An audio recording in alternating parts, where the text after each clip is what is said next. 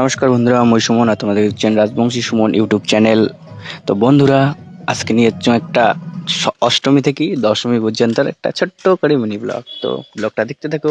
প্রথমে আমরা চলে গেছি নিশিগঞ্জ। তো নিশিগঞ্জের কিছু প্যান্ডেল, তারপরের দিন নবমীর দিন দিনহাটা গেছি তার কিছু প্যান্ডেল, এবং লাস্টের দিন ভাসানের দিন দশমীর দিন আমার এটাকার কিছু বৃষ্টির মধ্যে কাদর উপর ডান্স। তো দেখতে থাকো, আশা করো ব্লগটা ভালো লাগবে আর মজা লাগবে। আর যদি ব্লগটা ভালো লাগে তাহলে লাইক করবেন, কমেন্ট করবেন, শেয়ার করবেন, আর বন্ধুদের সাথে শেয়ার করে দেবেন। আর চ্যানেলটা নতুন নেই, চ্যানেলটা সাবস্ক্রাইব করবেন। তো চলো দেখো, এনজয় করো।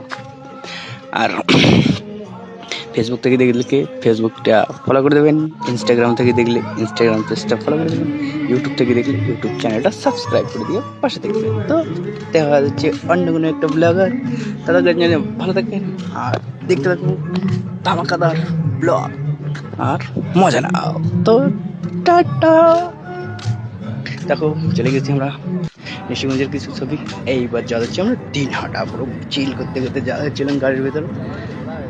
আর যেহেতু দিনহাটা কিছুই খুঁজে পাই না, আমরা প্রথমবার গেছি, কোথায় যাওয়ার লাগবে কোথায় যাওয়ার না লাগবে।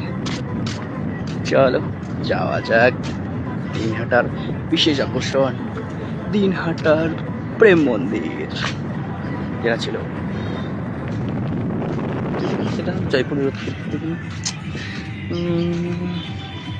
বৃন্দাবনের প্রেম মন্দির। চলে যাচ্ছে আমাদের দিনহাটায়। তো আমাদের বাড়ি থেকে দিনহাটা ওই 50 কিলোমিটার সামথিং দূর। তো চলে গেলাম প্রথমে দিনহাটার এই প্যান্ডেলটা।